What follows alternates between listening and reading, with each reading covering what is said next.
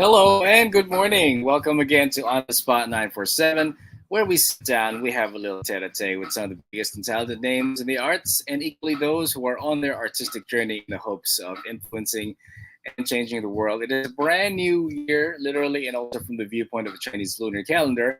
So, Happy New Year to everybody who's joining us today. It is the first episode of 2022 for us, and much has changed since we spoke to you last, and yet some things have remained the same. So we still wear our masks when we go out, we disinfect, we keep ourselves protected at all times. And because it is a new year, there's always that focus to be better because it is a fresh start and to also ensure that the journey for the year will be as smooth as we want it or envision it to be. Apart from that focus for a fresh start, and just like the basic math principle, there is also the ones that we carry over from the year that was, albeit our continuing dreams and continuing plans for ourselves, especially if you are creative. And because I don't think there is an expiry date on our dreams, and there should never really be any. So, which brings us to our first guest for the calendar year today. The last time our guest was here, he had a new single that's called Palayain, and it was getting much airplay when we spoke to him last. And just to refresh your memory, he was also part of a band that was called Better Days. And lucky for him, some of his bandmates have joined him still on this continuing journey as a solo artist. Now, I wonder what he has been busy with because I know he has something to share with us today. So without further ado, let's say hello and good morning to Mr. Daniel Paringit. Hello, Hello, Daniel. Good kamusta po morning. kayong lahat, DJ Kaz? Kamusta po? Hello, hello. Happy New Year uli, and Kong Happy New Year! Choi. Nice to have you back here. Thank you. As said, everyone is off to a fresh start at this time of the year. And for those who have missed out your previous guesting, hindi naman nila uling panoorin ulito on our YouTube channel. Just look for Mellow 947 All Hits, and they can watch it again. So, Daniel, kumusta ang 2021 for you? Can you summarize for us what kept you busy then? And what did you like also about the last year for you as an artist and also as an upstanding member of society? Ngayon, masaya naman. Busy lang talaga sa releases kasi nag-focus talaga ako ngayon, DJ Kaz, sa sa songwriting talaga. More on, mas gusto ko mas mag-release pa ng songs. Kasi nung umpisa, dalawa lang yung song sa Spotify. Tapos parang nakakabitin na paulit-ulit. Ganun. So parang ginagawa ko talaga yung best ko ngayon para mas makasulat pa ng mas maraming kanta para mas marami tayong jam. Yan. Well, that's really how an artist rolls anyway. We write a song and then we let that marinate, no matter how long it is. And then when we release it out into the world, yet gives us ample time to create another one. And like always, then also what we talked about before, we always get our inspiration from not just experiences natin, but also the experiences of other people. Did you ever feel last year that because 2020 was so debilitating for everybody concerned, you had to make bawi kahit paano in 2021 in terms of productivity and musicality? Sobrang naging challenge talaga sa akin yung 2021, DJ Kaz. Kasi yun nga, yung songwriting ko talaga, malaking factor doon yung experience ko kapag lumalabas ako with friends. Tapos, di ba medyo bawal talaga kasi para sa safety tsaka dahil maiwasan yung COVID. Kaya, sana matapos na talaga. Actually, ngayon masaya ako kasi nag-level 2 na. Pero yung latest single ko, DJ Kaz, inspired talaga siya sa nung COVID season. As in yung lockdown pa. Kasi parang na-challenge yung creativity ko talaga in a sense na nasa kwarto lang ako, paulit-ulit yung ginagawa. Pas parang araw-araw yung same na mga pader lang yung nakikita mo, ganun. Labas ka man, ibang part lang ng bahay, ganun. Pero parang as an artist, parang ayoko din pumayag na parang wala na akong magawa dahil lang dun sa kung ano yung sitwasyon. So yung sa'yo, parang yung latest single ko, DJ Kaz, parang nung araw-araw na ako na parang feeling ko wala naman akong ginawa sa buong araw, pero parang pag matutulog na ako, parang feeling ko pagod ako, parang kakaisip. Ganun. Kaya Alam mo, parang hindi lang ending. yan. You're not the only one who felt that in 2021. But yeah, we'll talk about yung bagong single mo, but I want to go back to the ones before. Konting refresher course na rin. Because the last time you were here, we were talking about your then first single called Palayain. Palayain. I remember listening to it then for the first time, and I quickly picked up on your John Mayer influence because, well, as we said, idol mo siya. You keep saying that, and he has shaped the way that you approach your own music. And the guitar riffs in that first single were just really, it was you, but at the same time, damang-dama namin yung John Mayer influence. But after that, I think there was also another single which was called Pahina Pahina. or Page in English. We never get to talk about that kasi that was released after the interview na natin. So, if okay lang, can you tell us something about that particular song? Why it was written, the works, and I assume that ikaw din ang nagsulat nun. DJ Kaz. Yung Pahina, yung second single was intentionally released after Palayain eh. Kasi 'di ba Palayain was a song about gusto mo lang lumaya, parang gusto mo na umalis from somewhere or someone na parang di mo na deserve or parang kailangan mo lang mag-let go talaga.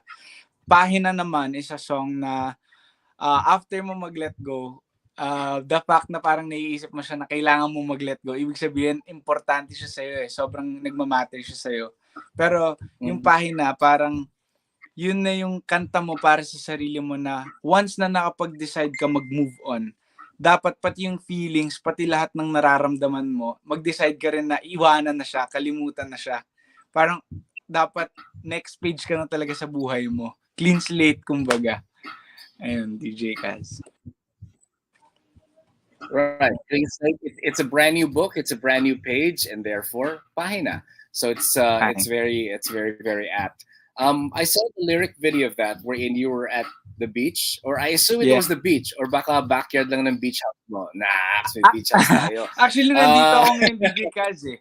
Kung saan kami nag-shoot nung Pahina lyric video, nandito ako ngayon. Okay. Nag-visit lang ako sa dad ko. Dito kasi siya nagsistay sa Zambales. Tapos andito rin yung ibang pinsan ko ngayon. So, ayun, nasa probinsya ako ngayon, DJ Kaz. Nice. Sana makasulat ako bagong kanta habang nandito. Oh, we're gonna expect that. Dun sa lyric video, you were in the tent, nagmumuni-muni, feeling senti about a given situation, and just being in the moment of melancholy and introspection. Were you the one who came up with the concept for that lyric video? Yes, yung masaya talaga ngayon sa solo career, DJ Kaz, parang yun yung pagiging involved mo as an artist, yung sa creative process of conceptualization. Kasama naman ako, DJ Kaz, kasama ko si Raina tsaka si Ali, part ng team ko sa Daniel Paringit. Ayan. Nice. I remember the last time na mag-usap tayo that some of the bandmates na kasama mo from the previous band that you were in were actually with you on this journey as a solo artist, yung kasama sa Better Days, and till this day sila pa rin makasama mo? Sila pa rin, DJ Cash, sila pa rin. Awesome. Nice. Kasama ko sila sa recording, sa pre-prod, sa pagbe-brainstorm ng all about music talaga. Ayun. Ganda naman ng samahan nyo. I also saw that there are actually 2 videos from that, for Pahina, yung lyric video that we were just talking about, and meron pang visualizer video which at least allowed you to get out of the tent, sit by the fire, unlike yung lyric video na ano ka lang sa loob ng tent, all throughout, and may apoy lang sa labas, and yun lang yung gumagalaw, and apart from the lyrics that come on. Was that the original intent na gagawa talaga, you envision na dalawa talagang gusto niyong videos? Yes, DJ Cash. Kasi sa Pahina, diba, next page, madali siya sabihin lagi. Parang, kunwari na heartbroken ka, parang nasa part ka ng buhay mo na nag-let go ka. Kahit anong advice, kahit anong sabihin sa'yo ng kahit sino, Well, pwedeng makatulong, pero yung pinaka makakatulong talaga para sa'yo, tingin ko, pag nag-move on ka, yung decision mong lumabas. Yung decision mong mag-let go talaga. Yun yung pahina talaga. Kaya dun sa visualizer, parang nagko-contemplate ako sa tent, ganyan. Tapos, eventually, kahit masakit, kahit mahirap, nakalabas ako. Ayan. It also depends on how you read it. You may want to read it as pahina, but you can also read it as pahina in the sense that, guys, kung ano man ang advice na para sa akin, tatanggapin ko yan. But my decision to move on is my own. So your voices are drowning out my coming to a decision to move on. So salamat sa pagiging andyan, being kaibigan, but pahina lang yung mga opinion nyo kasi ako masusunod. Mag-move out ako kung kailan ko gusto. Kung medyo Mismo, maglilinger DJ. ako konti, di ba? Sige, give me another month and then after that, I will be okay. And then I will start the process to heal. So it just dawned on me now, how we were reading it. It might just be a simple word na pahina, but again, it can go back to that.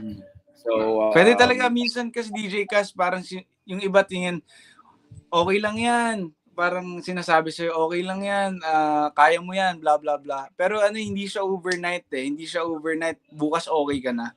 Kailangan mo din talaga, tama, pahina. Oo nga, no, tama yung DJ Cas. Parang, kailangan mo mag-slow down eh. Parang kung ano man yung pinagdadaanan mo, kailangan mo mag-slow down and mag-pause at tanggapin na hindi siya bukas okay ka na. Process siya. Yeah. That's right. And also kailangan malaman din tao that not everyone's process is the same, 'di ba? Iba parang after 1 week lang, move on na, parang what? 1 week lang? Hanap ka na ng bagong relationship, bakit ang bilis mo maka-move on? Ako yata yung weirdo kasi ako yung mabagal. But you need to understand that kanya-kanya talagang process. You cannot rush it, nor can you slow it down. You can just give in to the process no matter how long it takes. We have some friends keeping us company as well, joining us today for On The Spot 947. Chrislyn Rosa, hello daw sa'yo. Hello. Also Jocelyn Sarazaro, hello again. And yes, nakakapanibago without wearing a mask. Nasanay na tayo with it. So sometimes it's nice to take it out. Tim Dionela. Team Junella, co-artist ko sa UMG sa MCA. Hello, brother. Oh, Good nice. morning sa'yo. Salamat. Andito ka. Hello daw. Hello, Idol Daniel. I'm your number one fan. And Tim also says, freedom of creativity. Yan. And since yan ang nasabi ni Tim, I'm sure you also have a high regard for that. Now, with regards to creativity, kailangan no holds barred.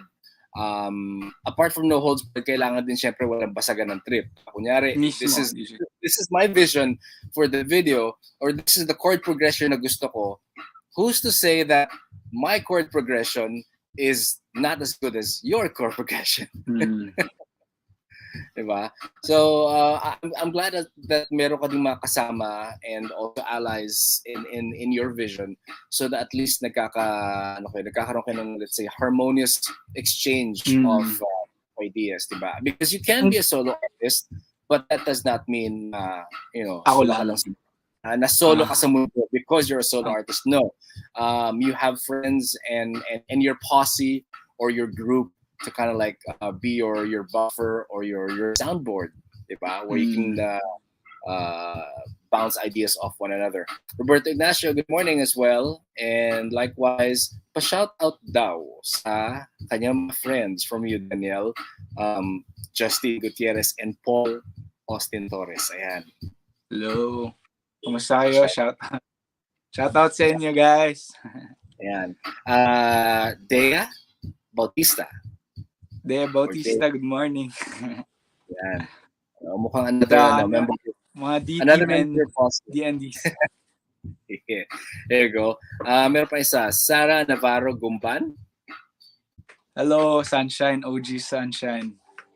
Ayan. May code name. Kabisado ka yan. Ayan. Solid Daniel Paringit fan. With heart. Si Dea, maraming Si Deo Simula akong Naughting pizza, Heart. guys. Love you guys. All right, awesome. So now we move on to the new song, the new single. It's called Sayo.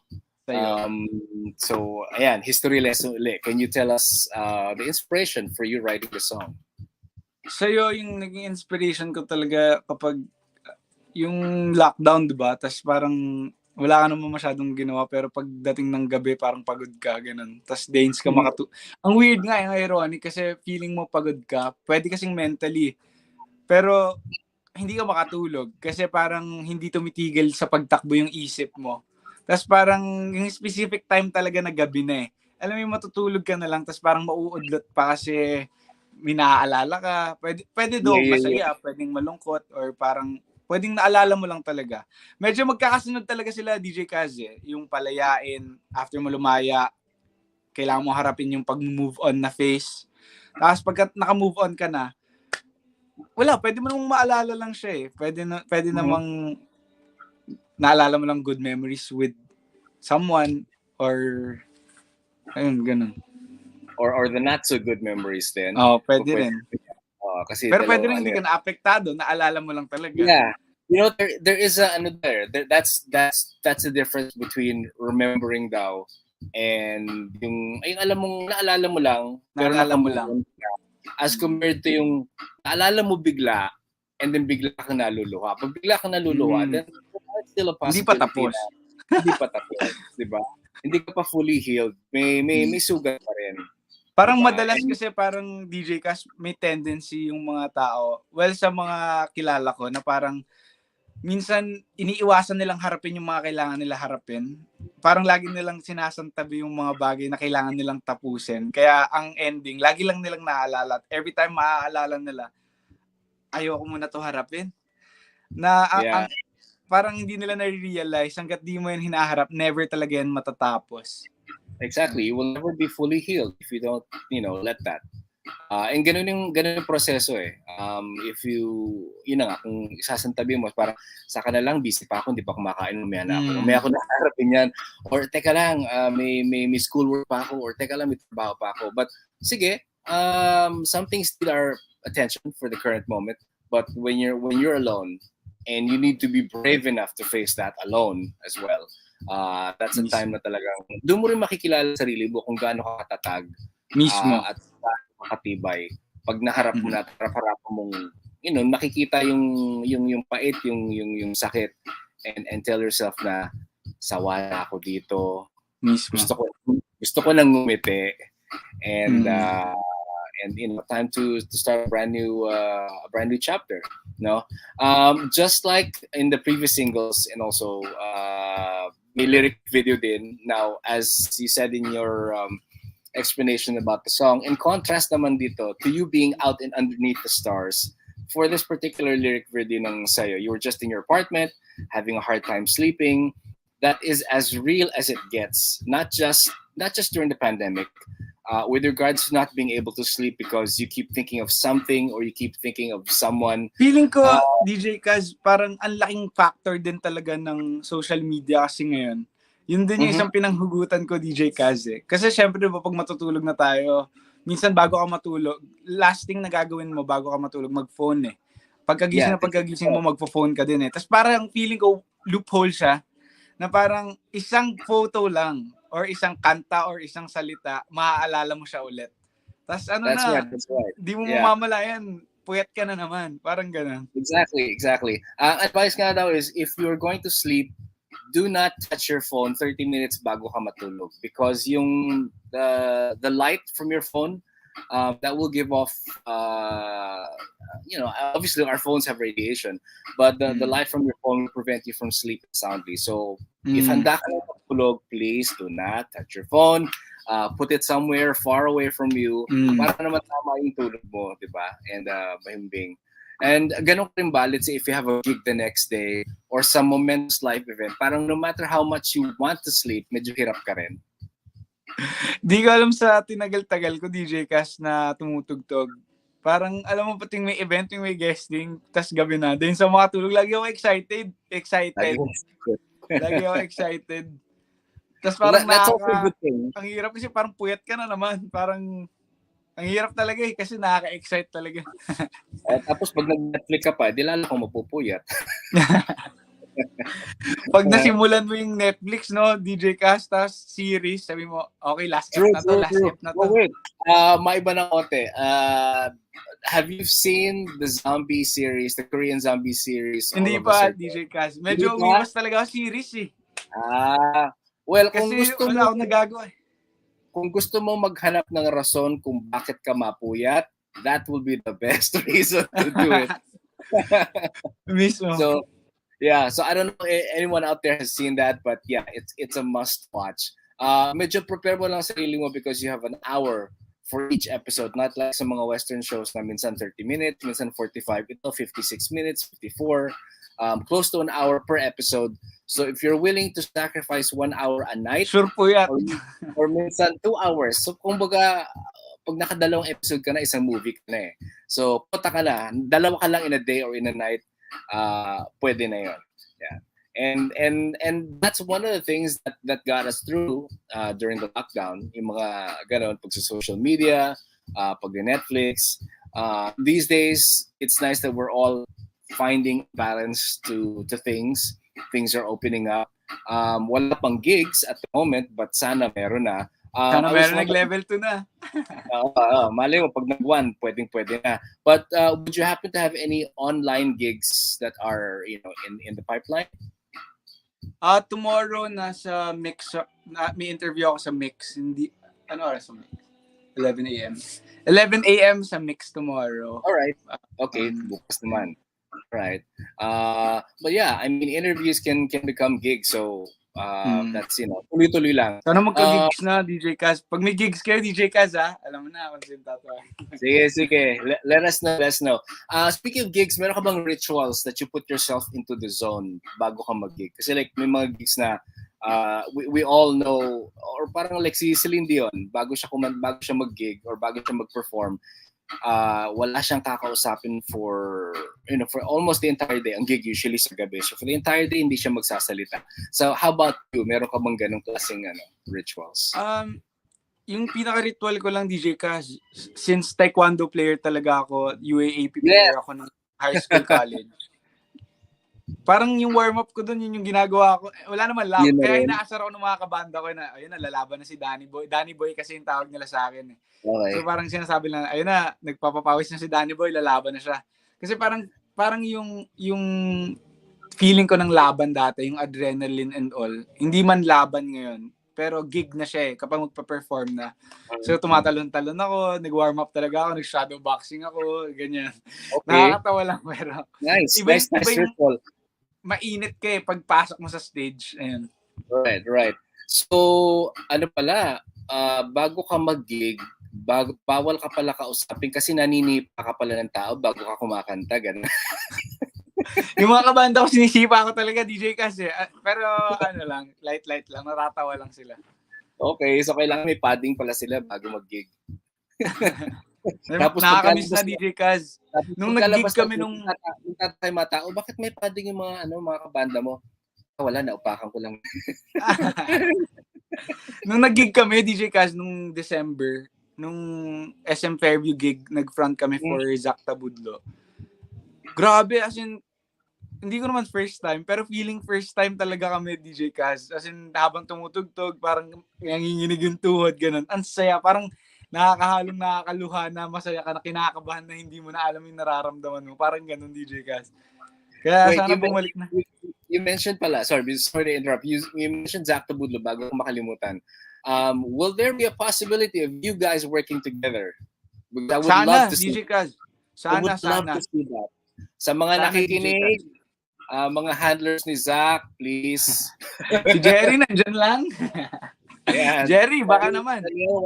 Pero DJ Kaz, parang isa sa malaking thank you ko ngayon sa family talaga ni Zach kasi simula last year, tinutulungan nila ako, nagbibigay sila advices sa akin. Kaya parang, sino ba naman ako, diba? Pero thank you sa tiwala. Also sa UMG fam, thank you. lalo na kay Jerry sa maagang guestings natin. Good morning sa'yo talaga. Yeah, I will keep my fingers crossed for that, for a future collaboration with you and Zach, and I'm sure your fans and also fans to Zach would love to see that happen. Sana. Yeah. So looking back at the single titles that you have Palayain, which is letter P. You have Pahina, letter P din. Pagdating Yes. ng pangatlo, naging S. Yes. Pwede bang gawin nating letter P din? PPP. PPP, diba? So ano yung pangatlo kung sakali peste? Paringit pa lang. Nah, just kidding. But yeah, congratulations. Thank you, DJ Kaz. Out.